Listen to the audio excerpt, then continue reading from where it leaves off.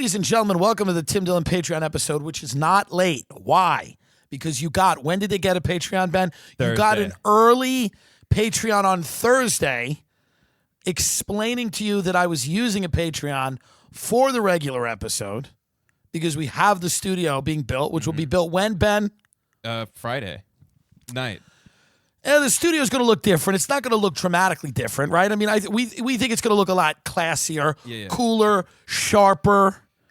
It's not going to look like every other podcast studio, like an adult treehouse, like a fucking adult learning center. Every other podcast studio looks like an adult literacy program, okay? Like an adult learning center. Like you're never too old to learn to read, and we have a fun color-coded system of, that's what it looks like. We're not doing that. We're staying dark. We're staying black, obsidian, nice colors. But we have a few surprises, and we hope you like it. We hope you like it. So this is not late. You were always going to get this episode. But, if we deliver you an early bonus Patreon episode, you fucking give us a day. We are in New York right now. We left California. We defied the stay-at-home order. We defied Governor Newsom. We defied the meatball. By coming to New York, why did we do it? Because a restaurant that I have a deep and meaningful history with, Artie's South Shore Fish, reopened. Now, keep in mind, I have not really gone anywhere for months. Members of my family have been on their deathbeds, not with COVID, but with other things. I've been unmoved. But Artie's South Shore Fish restaurant reopened, and they contacted me on Instagram. And I decided that was worth it. It was worth the risk because there was a reward. And we got there, and Ben went there, and Ben doesn't really know anything about the world. So I have to teach him pretty much everything. He doesn't know much, He doesn't understand the way things work, okay? He's never had a steamer, for example. And he hasn't even had one this trip. I didn't get steamers. No. I'm just using an example. That'll be next trip. A steamer is a clam, okay? But I said we're going to go, and we went. And we're here, and I don't regret it. And, we had a guy in the house that we were in test positive for COVID who came over my house. We're working on a project with him. We had breakfast with a guy for 45 minutes. We were far away from him, though, but probably a little over 6 feet, maybe 8 feet, nothing crazy. 45 minutes, we did not test positive. So, we took rapid tests, which are, the validity of them is in dispute. It's often called into question, but whatever, folks. What do whatever at this point. I don't know. And we got on the plane, and we are here in New York, and it is a nor'easter. It is a blizzard. We are running around. I visited my mother. Through at the mental institution. They're letting the people visit. You do a visitation now through a pane of glass, a window. You have to be on the outside of the building. They're on the inside of the building, and you can speak to them via cell phone. That is how they are doing visitation at the hatch, the booby hatch, I call it. So at the hatch, that is how they are doing visitation through the pane of glass. And she was in good spirits. She was not happy that Trump lost, but she was in good spirits. And we recorded an episode, a great episode that will be coming out on Saturday, as always, with a special guest in New York. And I'm not going to tell you who it is, but it is a very special guest who's never been on the show before. It's Ray Kump. It's Kump, but it's good. It's very good. It's a fun episode. And then we're also going to do a New Year's live stream, and we're going to do it for free. How about that? I know everybody's banging you over the head. All these come to my ticketed event. I'm a comedian. Come to my live. Now I'm gonna do a ticketed event, so I don't want you people to come back at me with that nonsense, like some of you did when I made fun of the merch, and then I did the merch, and then you're like, "Whoa, wait a minute!" It's like, no. You don't get it, okay? But I'm not doing it right now because I know that people are hurting. Unless we do figure out a way to do it in the next week, and then I will do it. You understand me? Follow along here, folks. I don't have the time to hand feed everybody. I'm not a bird dropping little, what do they call them, worms into your mouth. What I'm saying is I'm against it in principle unless we find a way to do it quickly. Yes. And then I see the value in it, and it's shameful that you would even expect me to not do it. Do you get it or not? Keep up. No, but as it stands right now, it is going to be a 3-hour live stream for free on New Year's Eve on our YouTube channel, the Tim Dillon Show YouTube. We thought about doing a ticketed event. We want to do one in the future, but here's what I felt. I said, you know what? People just bought merch. People support us on the Patreon. We should just do something fun on New Year's Eve. And I people are fucked right now. The economy sucks. I don't want to keep banging people over the head with this shit. So we're going to do a 3-hour live stream on New Year's Eve on the Tim Dillon Show YouTube. Hopefully drum up some subscribers to the channel. And maybe we'll turn on some super chats for a few minutes. Sure. We don't want to derail the show. The problem with YouTube and what makes the other ticketed services attractive is, of course, there's money to be earned, right? But more than that, for me, is the fact that there are no content restrictions. Right. I can play and say whatever I want. So can Ray. And when you give me and Ray that ability to play old clips from movies and TV shows and assassinations and whatever we're doing, and we can kind of go off the rails and say whatever we want for 3 hours, it is well worth a $10 ticket. You doing karaoke was great on the Rothschilds episode. Yeah. Stuff like that. Yeah, stuff like, Ben tries to see Ben right there plug the Rothschild. You see how smart he is? He was plugged. No, I'll give you some inside baseball. Ben was plugging the $20 tier. But just doing that. He goes, you see how you did karaoke in the Rothschild episode? That was great. Smart. Savvy. He knows what he's doing. He's been spending a lot of time with me.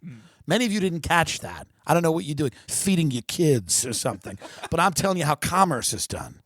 But me and Ray, able to say whatever the fuck we want and play whatever the fuck we want, changes the game a little bit in terms of an event that we could do. So I do want to do one of those live events in the future. And you got to spend money to build an infrastructure to do that. Segura did it. A lot of people have done it. And we got to do it. But we don't have the time to do it in the way that we want to by New Year's. So we're just going to have to play YouTube's game and stay within the restrictions and limitations of YouTube. Yeah. Which primarily is that we can't play things and, Say certain things from whatever. certain things maybe sure. you can't say. I don't know. You can't say go kill someone, Well, whatever. I don't know. We're not telling people to go kill anyone. No. I mean, is that what you're... No, I'm not. Like, even satirically, I'm saying you can't say. I understand, but let's... Maybe you pipe down now. You've been very verbose. Maybe you take a break. Take a 25-minute break. All right. We're going to go. You can't say go kill someone. What do you think this fucking service is? You think the people that run this service want to hear that? Take a chill pill, Benny boy. Slow it down. He gets very comfortable. You got to put him back in the box. You do. He excels with structure. He really does. When he doesn't have structure, he loses his mind and he starts going on and on and on about don't say we can't tell people to kill anyone like we usually do. It's like, hey, dummy, we don't do that. And who the fuck you think's listening to this? You don't think we're going to fucking have problems? When we can't say rape the way we usually do. Pipe down, Benjamin. Just work the board, baby. Work the board. Let's not fuck all this shit up. But we're doing a New Year's Eve live stream. If you're not out, if you're not partying, if you are not doing whatever, and I don't think you are, because how are you going to do that? I don't know. Maybe you live somewhere where you can do that. But if you're not doing that, I think it's a better move. It's a better move to watch our live stream because me and Ray are going to recap the year in a lovely and positive way. It'll be very funny. And vaccine is hitting. Maybe it'll work. And then people are looking at maybe Q2 of next year. Looking at the summer, fall, maybe spring, but really summer to fall of like things coming back, comedy shows coming back, maybe certain concerts, coming back. People say by September we'll kind of be over this. I don't know if that's true or not. I don't know if the vaccine rollout will be effective. I don't know if people are going to start walking around and spontaneously combusting because they got the vaccine. I don't know. I do know that you'll probably need some type of immunity passport to travel, to get on an airplane. In order for me to do my job, I'll probably have to get the vaccine. I don't know any of that as a fact yet, but these are all things that are being bandied about. These are all ideas that are taking shape, taking form, and I'm not thrilled with all of these ideas, and I've been pretty vocal about that. But I do believe that there will be some type of, I don't love a forced vaccination. I just don't. I don't love that. I don't like that. But I do think large numbers of people need to be vaccinated against this, and with a vaccine that works and that is effective. And hopefully this vaccine is effective. I don't know. I'm not hating vaccines for the sake of it. I don't believe this is a disease where I think you will have a vaccine eventually. And hopefully this is the one. Hopefully this is the one that works. And people are saying by the summer we might have things return. Things that are, life starting to look like normal. I don't know. It's going to be interesting. Will it be a fuck fest? See, gay people have not changed their behavior. Gay people have not changed their behavior at all. They have not. So I don't understand. Ben is married. Dan Carney, I glean whatever I glean about the straight world from him because he is a straight guy who's out there talking to women. Imagine that. Imagine that. Imagine going in a bar and having to talk to a woman. I mean, my mind, I feel numb. I feel like I just got a shot of that vaccine to my temple when imagining walking in a bar and having to get a drink and then having to have a conversation with a woman for a period of time in the hopes that I would then have sex with them. Absurd.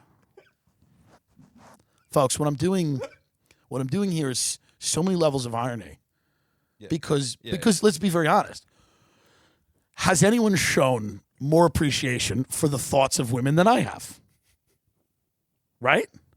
Very few people True. have been more forward, pushing forward of the women, and consensually pushing them into roles of the... I can't even articulate what I'm supposed to say. I'm so articulate, but I can't even get... What I'm saying is, who has put more women on pedestals? Who has lifted up more ladies than this guy right here? I mean, I don't think anybody.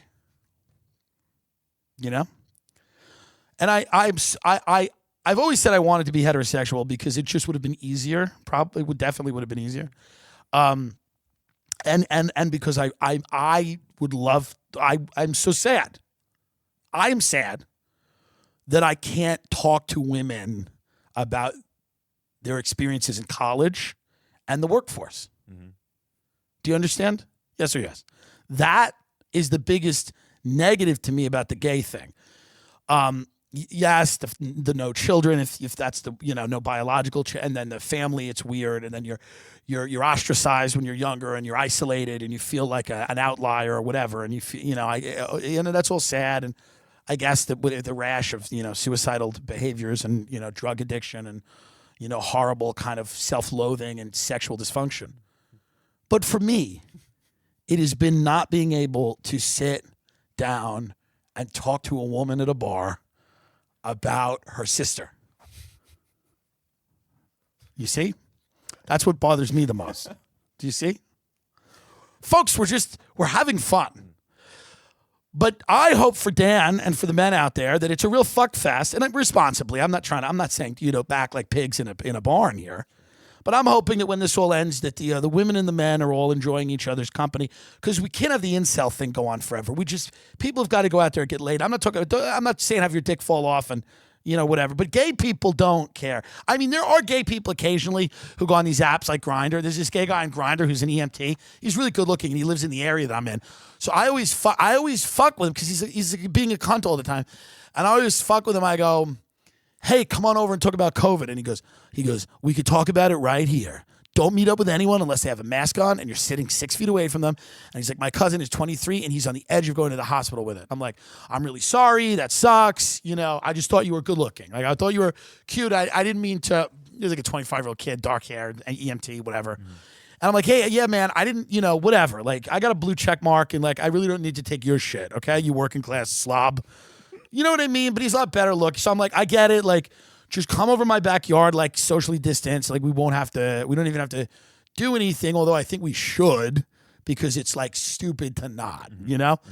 And if we die, we die. It just is what it is. I hooked up with a dude the other day where he was a good looking, younger gentlemen, not like Epstein young, but, younger than me. I'm 35. And it's nice to meet up with people that are younger than you because they are in need of mentoring and the knowledge that I have about the world. And they're better looking than older people. I don't know. This seems to be something that confuses people. Younger people are better looking than older people. Okay? It's just what it is. So when you see a 40-year-old guy who's dating a 25-year-old, the reason he's doing that is because she is better looking than his 40-year-old counterpart. That's just a fact. That's it. Not all 25-year-olds. We get that. When I was 25, many 40-year-olds were better looking than me. Sure. That's the thing about statistics. There are always outliers and exceptions. But this dude came over and he had the TikToker hair. The TikToker hair is a very specific type of hair that says I was raised rich, I don't have a job, and I'm not going to get a job. That's what the TikToker hair says. I'm not really going to get a job. I'm just going to wave this hair around, and people that have money are going to buy me things and do things for me. And that is true. That is true. I haven't bought him anything yet, but I might get him, what are the kids like now? The video games, hoverboard, sneakers, Cyberpunk 2077, ketamine, yeah, whatever it is. I mean, what are the kids like? The lean, the cough syrup. What is little Xano ding on all the time? I will get him that. Yeah, just I get him a little Robitussin. Go nuts in there. Go nuts. Make a smoothie. The point is, I feel like I yelled at Ben for talking about killing in the episode, and now I'm talking about drugging people. It's gone off the rails. But this is all comedy. For example, during this episode, I ironically said, "Oh, I miss talking to women." And if you know me, you know how untrue that is because no one is a bigger fan of women than I am. Yes, they're just specific. I like power, high-powered women. That's all. I don't like the humdrum regular women. I like people like Dolly Lenz, who's one of the top realtors in New York. People like her. I like, she's very fascinating.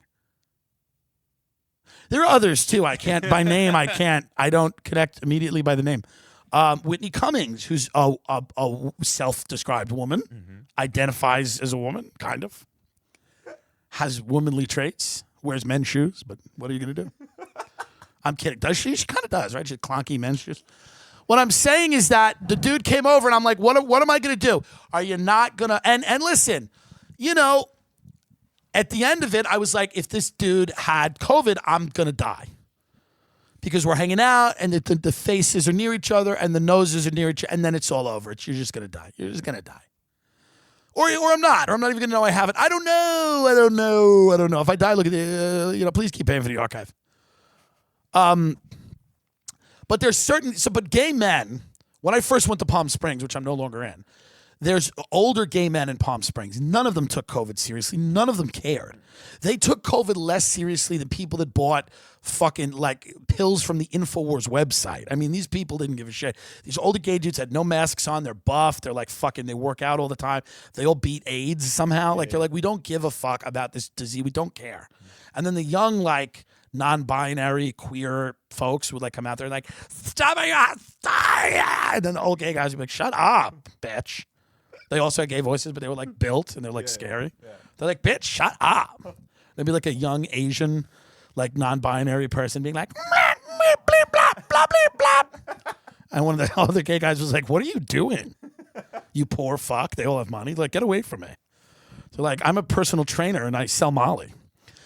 But gay people, their behavior is not really changed that much, I think. I mean, I'm not the type of gay guy that's having orgies or whatever, but I'm sure they're going on. I'm sure that's happening, right? But I haven't met up with a lot of people during the quarantine, but I've met up with certain people, and every time you meet up with somebody, if you're gay, usually you're gonna hook up with them unless it's a nightmare. There was one, me and Dan went to Austin. He was gonna meet up with some girl. She ditched him because I don't know. These women are wild. And then some kid came over the house and he goes, he's a college guy. And he was later on in college. He wasn't even a new one. And he goes this, he goes, are you a comedian? I was yeah. And he goes, what do you think of Amy Schumer? I really like Amy Schumer. And I'm I can't go forward with this. That's how bad. And he wouldn't stop with it. And he kept asking, He goes, do you have beefs with other comedians? I'm like, no, it's really not like that. That's no one cares, you know? And he's like, well, he's like, did you like Snatched? The movie with Amy Schumer and Goldie Hawn? And I'm like, yeah, man, I didn't see Snatched, you know? And he's like, well, what about I Feel Pretty? I'm like, yeah, man, I saw I Feel Pretty in the theater with a friend. It was fine. What about Trainwreck? I'm like, what the fuck is going on here? I'm like, did Amy Schumer hire some fucking dude to fucking, I don't even know, but I had to kick him out. He also went like this. He goes, I don't really like to hook up right away. He's like, it takes me like, I swear to God, he goes, it takes me like a few hours of just like cuddling and like getting to know somebody before I like do anything like sexual. And I'm like, okay, I appreciate that. And I respect that. Mm-hmm. I just feel very tired. Right. And I know that if I was a man and he was a woman, that would be weird, right? If I said that, that would be like a problem. But like, here's the thing with gay culture. You're not going to make it into straight culture. We're both men. So the reality is this. Like, there's gay guys that have no interest in me. They don't have to pretend to be interested in me. I don't have to pretend to be interested in them. And it's like, if people are meeting to hook up, you're meeting to fucking hook up. This isn't a fucking, like, we're going to have coffee and talk about, you know, that you changed your major. And I'm not saying you can't talk a little bit. We can speak. There's absolutely appropriate topics that you can talk about. You don't have to just start hooking up. You can talk there's absolutely things you can say to people that are, you know, what's your Venmo? Do you need an Uber? There's all kinds of things, folks. You have to understand how satirical this episode is. I started off by alleging that I like wasn't interested in what women said about college. Now, if you know me, there is nothing further. But Dan would go on some of these dates sometimes, like I mean, he just goes on dates with these women, and like, you know, and yeah, he's gotta, right? I get it. And like, you know, he'll show me the profile picture. Let me tell you about. Let me explain to you. There's women, and in the profile pictures, the Black Lives Matter. And let me explain something to you. You go on a date with this girl, and her Instagram, it says Black Lives Matter. In the Instagram. What are you doing? Let me tell you right now. Can somebody please explain to me how the Asian people they're at the gas station in the morning and they're not even happy. They're not even happy at the gas station in the morning. They got an attitude like I did something wrong. I go, hey, what are you doing? You know who I am? Hey, my father was an immigrant too. You know what I mean? Come on. But yeah, I mean, just stank up. But some of the dudes I talk to are idiots. You know, I've had people come over and they tell me they're addicted to Botox. And gay men are no prize. They're sick. You know, like I'm sick. We're all sick. It's narcissism. They're kind of like Trump in a weird way. They tan a lot, talk mainly about themselves. A lot of them are full of shit. Yeah. Barely work. It's kind of like Trump. Yeah. Kind of drag queeny, tranny-licious. He's kind of like that guy, you know. But yeah, it's weird out there. But I'm wondering if it'll be a fuck fest. I'm wondering if people just like they'll run out of their houses and they're like, let's go to the bar, shots on me, party time. That won't change it. I just want to get out and work. I need to work. That's what I need to do to work. Like that's the main difference I've noticed between me and other people. I need to constantly be working unless I will start smoking crack. Whereas other people like want to plan vacations a lot. Mm-hmm. They're like that. I need to work to do things. We've got projects. We've got projects I shouldn't even be doing coming up. I've got things that I'm doing. I go, should I even be doing this? But we're trying to do it on our terms in the right way. Mm. We're doing, things that we hope will turn into other things. We just got to work and try to be funny in as many different ways as we can, you know? And there's a lot of impressive people out there that are being funny right now, whether it's Andrew Schultz or Ryan Long, or there's other people Big J and Dan Soder are doing the bonfire and very funny. Lewis and those guys have stayed funny. Come Town, of course, has stayed insanely funny. I don't really listen to a lot of this stuff, but a lot of my friends do. And they tell me or send me clips or whatever, and they'll be like, and these shows are very funny. So we got to stay funny across a lot of different platforms, and we got to try to keep elevating things and making them better. And that takes a lot of work. And so when the doors fly open, when the barn doors fly open here, whenever and however that happens, what I want to do is hit international touring hard, try to get out there. Obviously hit the domestic cities I couldn't hit, when me and Dan were out there. But basically, I'm going to be looking at it really as an opportunity to just work, to open up, to build some more material on stage and to keep putting out cool videos and maybe longer form videos and things that people like. And, we do appreciate it, by the way, if you have a Twitter and if you have an Instagram. We are kind of fighting algorithms here. I don't want to make that my whole thing. I don't really want to talk about that all the time. I know this is something you listen to laugh, to fucking fuck off all the time. But so I don't want to I don't want you to tune in and it's constantly me being like, it's us against the man again. Suit up and get ready. But what I do want you to realize is that we don't get any help on anything we make from all of Hollywood, any of the blue check mark people, anybody really in the media, with the exception of a few people. Obviously, some big comics every now and then will help out and retweet something. So if you have a Twitter and you can retweet any of the videos that we do, we appreciate it. And if you have an Instagram and you can like them or comment when they come out and share them, that helps the algorithm too. We just don't get help. Right. We just don't get help. There are other people whose content is promoted all the time, but I don't want to live in the world of caring about that. Right. I don't care.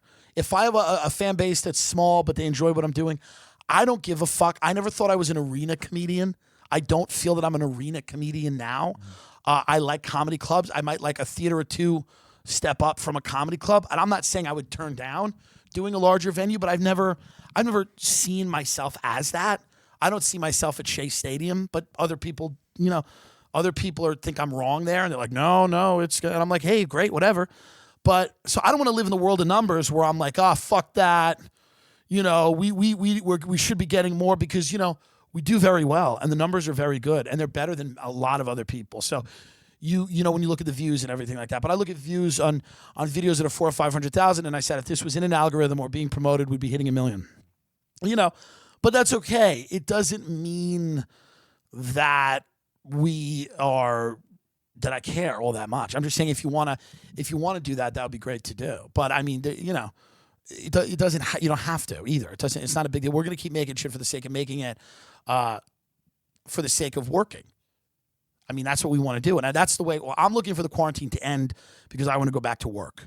And I think, but there needs to be fun involved, and there need to be people going out and going to bars and having fun. And I'm here in New York with Ben, and I'm like, I have no more. I love New York. I got funny in New York. Every life experience I had, every meaningful one was in New York up until 2 years ago. I didn't get successful there. Got successful in LA. But I got little things in New York and little things that were big things at the time. Montreal Comedy Festival, getting past at comedy clubs, like that little journey, learning how to be a comedian, all in New York. But the bigger shit, the Rogan, the Comedy Store, that's LA. The videos, the shit me and Ben make, meeting Ben, picking him out of a gutter and making a man out of him, that was in LA. I'm kidding. That's a joke. Ben did that with me. We did it with each other. We were both in gutters, okay? But I look at the city now, I have no gumption to ever live here again. I don't think I ever will. I just look at people rushing across the street with packages, the hustle, the bustle, all the things about New York I used to love. I'm over it. I've grown out of it. I don't understand why people are eating in horse stalls that look like they're parts of stables in the middle of the street that are insulated. They have plastic and wood. They're buildings in the street. So you can't eat in a restaurant, but you can eat in a building in the middle of the street where taxis are going by and you have to hope one of them doesn't slam into it. Supposedly this is open air dining. It's the craziest thing. This is a mind virus. Is Gad sad? The guy who said mind virus. Somebody yelled at me once. They were like, "You used mind virus and you didn't credit Gad sad." Gad sad. Yeah, he's the professor, the chubby guy. That's and I'm like, yeah, dude, I don't know. And they tagged him. They're like, Tim Dillon should have credited you. I don't think he coined that. Yeah. I don't know, but I'm like, I never claimed to have coined mind virus. They're like, you should interview him. I'm like, all right, dude, relax. I'm just bored. Listen, I'm just bored of that horse shit. I don't care anymore. I care about the intellectual dark web. I don't care about trans athletes. Hit women. I'm never, ever going to care. I don't give a shit about high school sports. I agree with Rogan. It's fucking absurd. It's ridiculous. People that are biologically male have a ton of advantages in many sports, especially fighting. But what do you want me to do? I mean, at a certain point, the whole thing, I've been pretty clear about my feelings. The idea that kids are getting hormones and transitioning, but I mean, it's absurd. Thinking people can see a huge problem with this. Social contagion aspect of anything. Young people don't know who they are. I'm 35. I know who I am. I came out of the closet when I'm 25. That was way too late, but it doesn't matter. I know who I am.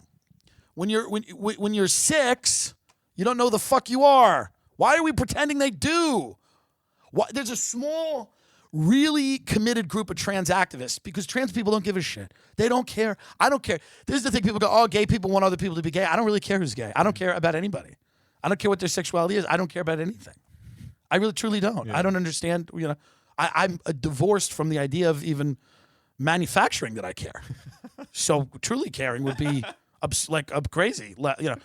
But most trans people go, yeah, I don't care. Let that kid figure it out. I don't want that kid to get hormones. I'm trans. I waited. I transitioned. It is what it is. But there's a very small group of very political, I guess, trans activists and people that are not trans or trans supportive or whatever that shut down any conversation about it. And they say that if you express any curiosity, you're a problem. J.K. Rowling, anybody, the TERFs, they're trans exclusionary, radical feminists. They don't want trans women in women's spaces. And maybe there are some TERFs that are fucking crazy. I don't know. What do I know? I'm sure there are some TERFs that are like radical feminists. I don't think radical feminists are usually the best people to count on rational behavior from. So a radical feminist who's like looking at everything through the lens of like men are completely evil. Yeah, maybe they are like, okay, this man who's become a woman, you're still a man, and it's the problem. And it's like, all right, well, let's relax. Let's just calm down. Let's everybody calm down. Yeah. I don't think they're right. But I don't think giving a 6-year-old kid hormones is right. I think it's a horrible idea. It's a very bad idea. And then there are people that detransition. And Katie, but again, I'm not going to talk about this for hours on end. I've given my opinion. I've given my opinion multiple times on this issue. I don't care about fighting. Rogan, that's his life. I mean, he's a fighter. He's committed to that. I agree with him, but I'm also like not. I flew across the country to go to a restaurant that just opened up, and if I walked in the restaurant and they said, oh, the chef is trans and the food sucked, I would grab the maitre d' and say, let's kill that trans person. But you see, because that's my area of expertise, dining, luxury dining. But this is what I'm trying to say. One of my good friends is a trans woman, doesn't even know I know that she's trans. Yes. Because she lives as a woman, and I've never said, I know that you used to be a dude, because it's wildly inappropriate for me to say that. Because she identifies as a woman, lives as a woman, and I call her as a woman. And that's what trans is, right? And I don't know about Elliot Page, and now she's in a Marvel movie, or he's in a movie, Marvel. I'm fucking getting mad. They're going to kill me again. Elliot Page, good for him, and now he's in a Marvel movie, but that's what it is now. If you got to come out as trans, and it's so transparent to everybody. What a word, huh? But I mean, it's like, I don't know, man. I worry about regular people. I don't worry about Hollywood actors. Gay people earned equality because they started being honest. It was not Ellen DeGeneres. Yes, it was important that she came out to a degree, but the people that were getting beaten up in the 50s and the 60s and the people that were more honest, and Hollywood is still on that issue full of liars, by the way.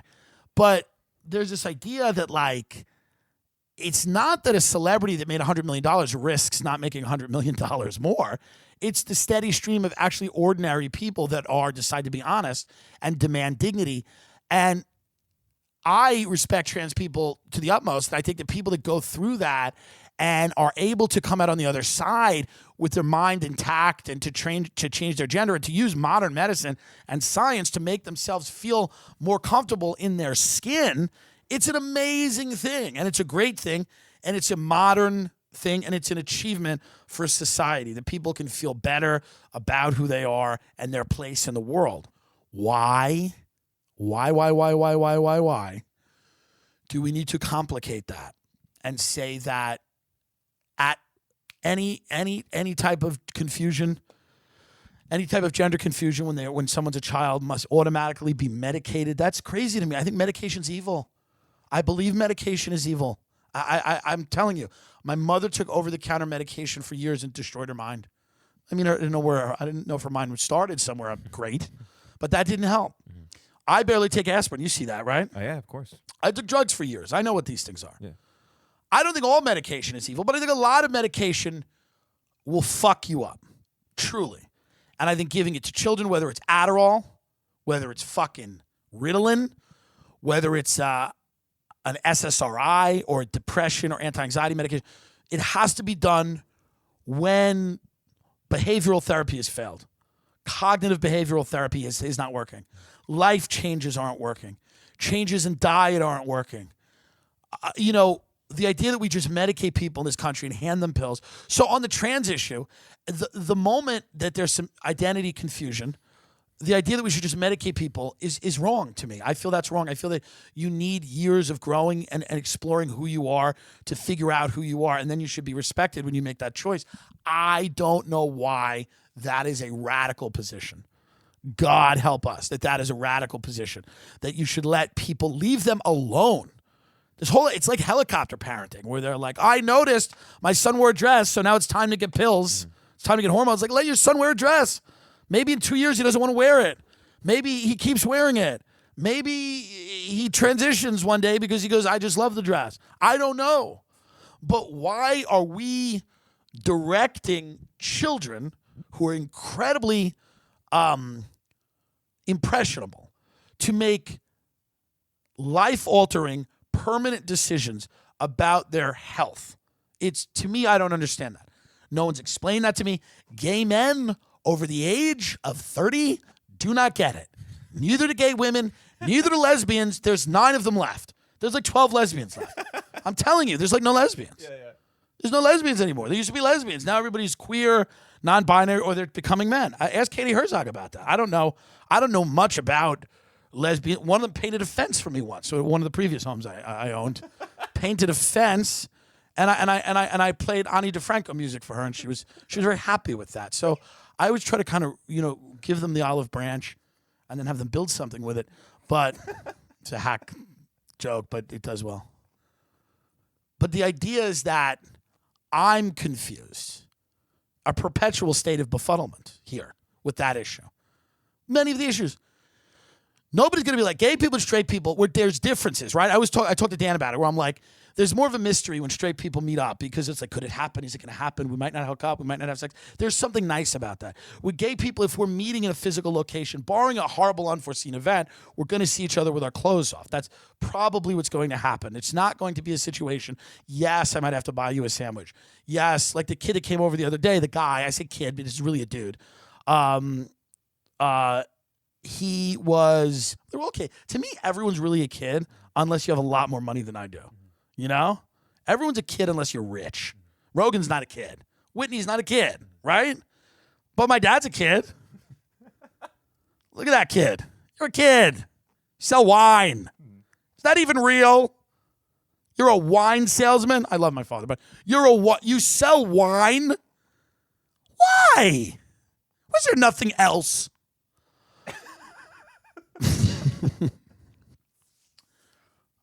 What's great is that, like, my family, like, people just show them the show and they enjoy it because they realize everything I say, I'm kidding. Earlier in this episode, this is how much I'm kidding. I alluded to the preposterous notion that I didn't want to spend time sitting in a bar with a beautiful, brave woman hearing about her experience at Wesleyan College. And by the way, if you know me, sign me up for that. Anyway, what I'm saying is that you don't have the mystery in the dating world, but straight people don't have the intensity of the forbidden thing.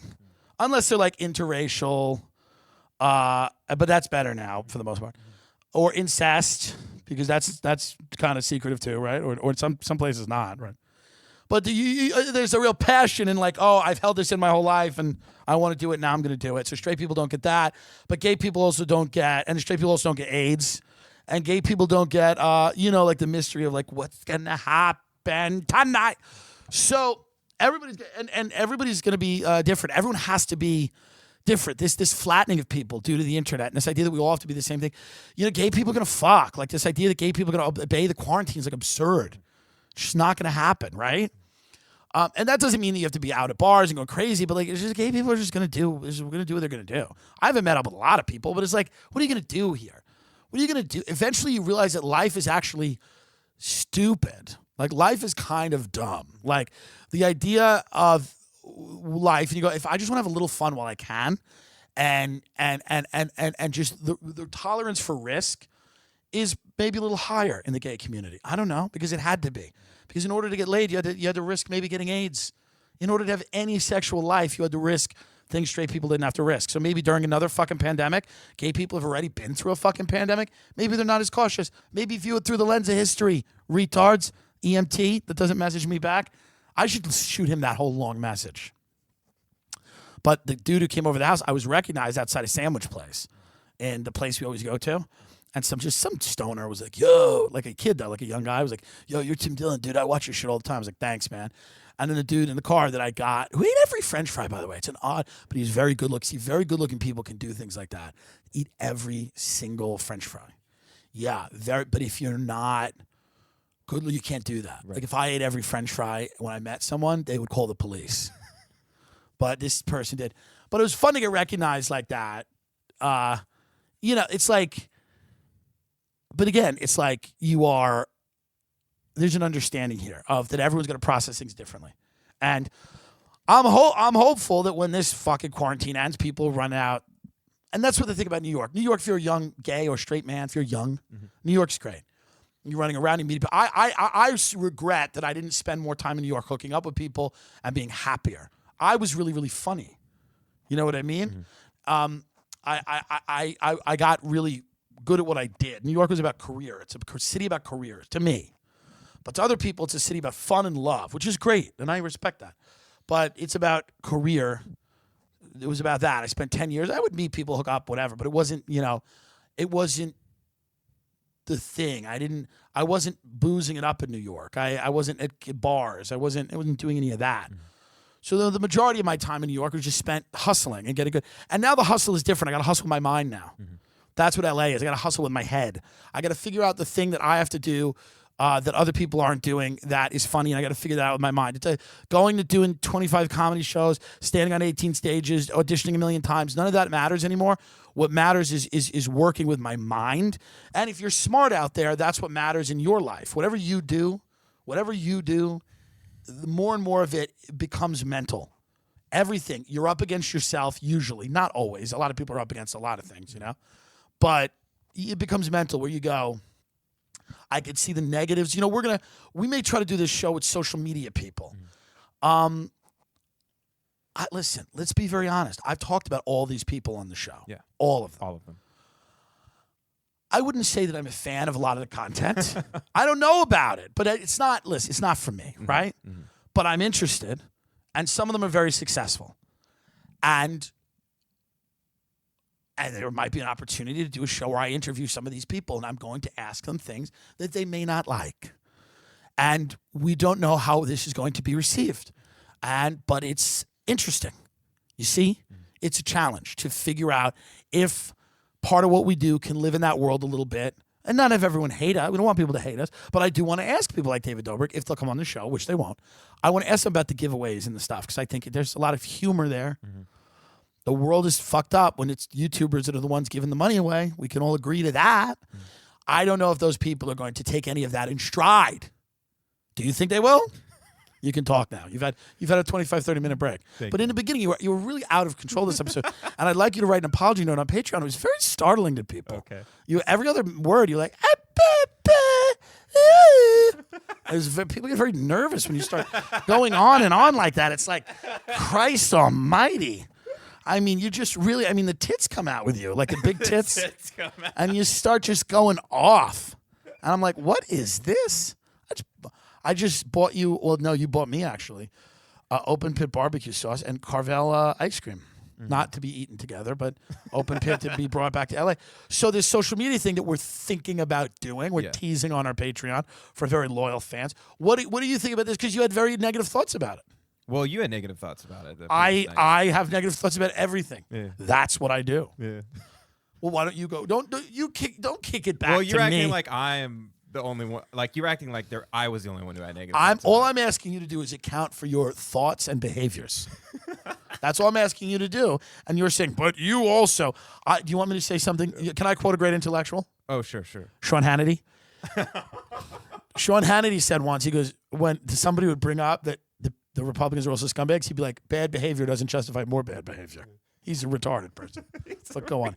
His kid's a monster, and his kid went to a school in Long Island called, I don't know, Kallenberg, I think, or maybe Chaminade, and his kid was like a tennis player, and his kid used to make people get him his lunch in the lunchroom. Really? Yeah.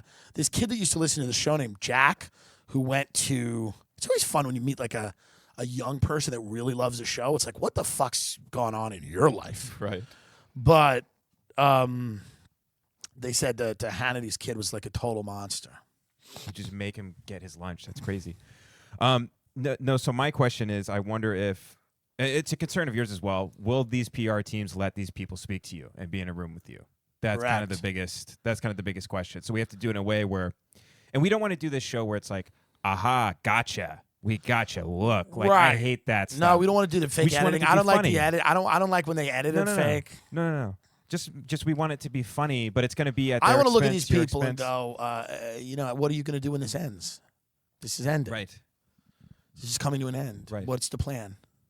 Yeah. What's the plan? And they know those people in LA that it's ended for them, and they're working at restaurants or they're in rehabs and stuff. They know it's coming. I wonder how much overlap there is here. A lot of these people, they're lovely people, these social media people. Not all of them. But the ones that I've met have been actually very nice. Very nice. Very much nicer than the comedians Kind and because they live cordial. in mansions. There's nothing to be angry about, right? Right. Nothing to really be angry Sure. about. They live in mansions because they review cereal. Things are good. So when you meet them out, they're like, hey, how are you? Yeah. You meet comedians out there, motherfucker, I got fucked again. Can you believe it? Pointing at billboards that they're angry at. Look at this. Can you believe this? They really are. I've been there. I've done it. I did it the other day in my car, in my brand new, beautiful car. I go, look at this shit. I'm not even enjoying that I have a new car for the first time in my life at 35. Right. But I pointed to billboard going, I fucking Christ almighty. So like I know exactly what it is to just be a pent up and full of rage all the time. But these social media people are never that.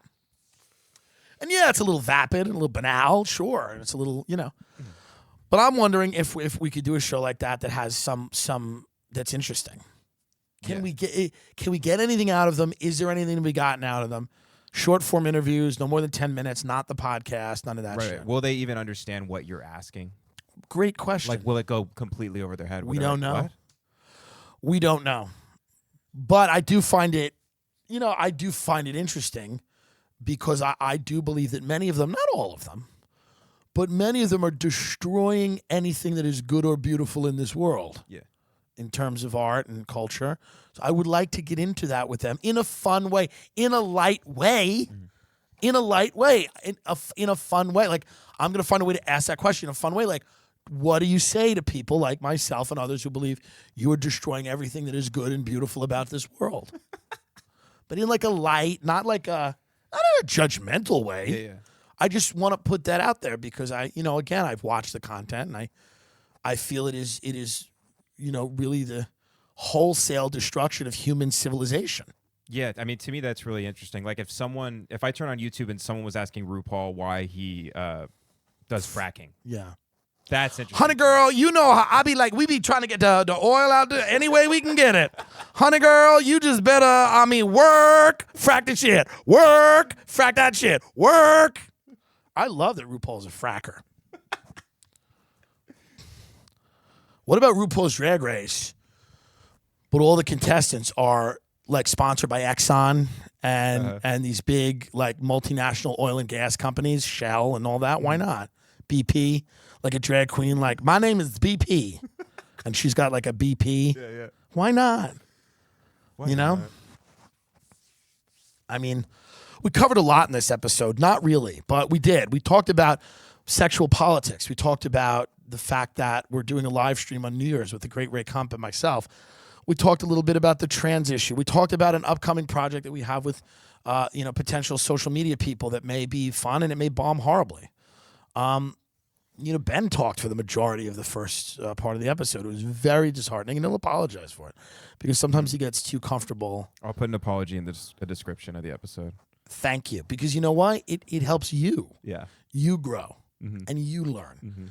Sometimes at lunch he starts talking too much, and I go, no. And then he understands what he's done, and he goes back to eating. And it's such a beautiful thing to watch someone learn and grow. Because the things he talked about are mind-numbing nonsense. Like, so he'll bring up something that'll be like, I don't even know. I'm trying to think, what's a thing you'll bring up? I brought up something the other day when we were eating, and you looked at me like you wanted to What was slap it? me upside the head. I said, well, who was the old guy in Misery who gets shot with the shotgun who's also in a Ben, straight who story? cares? This is what I mean. Yeah. And you were He very does a upset. lot of that. Who's the guy that was in the, hey, shh. Who's the guy at this table who's running his mouth? You. Pipe down. You can't, listen, best friends have to compliment each other. That's the reality. I can't have a fat friend here. It'd be absurd. I got to have a thin friend who's put together. I'm loud and gregarious. He can't be loud and gregarious. Many of you don't have a best friend. Or many of you, your best friends are the same as you. That's horrible. Yeah. That's horrible. Well, you need to be a team, a duo. Like you need to complement each other. Ben is a young, in shape person who is quiet and reserved and respectful and well liked. And then I'm the king pig. I'm one of the bosses at the end of Mario. You get to me after Bowser. After Bowser, you go into his secret castle. You go into his secret castle, okay? And then King Pig comes out. King Pig comes out. And King Pig's like, and King Pig is standing there, and in the back, you know how the Mario Lick always had people in the back, like watching, Yes. It would be Candace Owens. And Candace is in the back, and then King Pig is just, So that's what we're trying to do here. And I'm trying to lose weight. I'm trying to change my life. But it's very hard. It's very hard because food makes you happy. People are horrible and let you down. Locations are just deteriorate in front of your own eyes, truly. Yes. The aesthetic beauty of the world is just gotten uglier. I mean, people are sloths right now. Even the fat people aren't funny. The fat people aren't even funny. The black people aren't funny. Black people have been through shit, which is what makes people funny. People that have been through shit. The industry has somehow found unfunny black women. Black women are the funniest people I've ever met in my life. They have more life experience. A 40-year-old black woman has more life experience than 10 white guys, usually. Usually. Yes. Because they've been through a lot of shit. And we found unfunny black women. We found unfunny fat people. We found uninteresting. We found supposedly non-binary, trans. They've been through everything. But you look at them and it really comes down to the fact that, I like hats. Because they have nothing to say about a goddamn thing. Identity politics has rotted everything. It's divided people into, and now everybody's shitty in their own specific, unique way. Everybody's boring in their own unique way. It's crazy. I'm trying to lose weight because I don't want to be a fat activist. Fat people have become woke scolds. They're angry at thin people. They're running around. They're crazy, demanding people to love them and think they're healthy. Again, there's nothing about this that I like. There's nothing about, and I'm not talking about it being bigger. I'm talking about the idea that, like, you have to demand that people love you. What a sad way to spend your time. Yeah. I always broke with the gay community with this, too. What an odd way to spend this life, demanding people love you and accept you. It's odd. I always felt like develop a talent, develop a skill, put it out there, see what happens. Maybe people will appreciate it. Maybe they won't. But this idea that you have to demand love from strangers constantly, they have to think you're attractive. They have to love you. They have to think you're great. And if not, they can't live.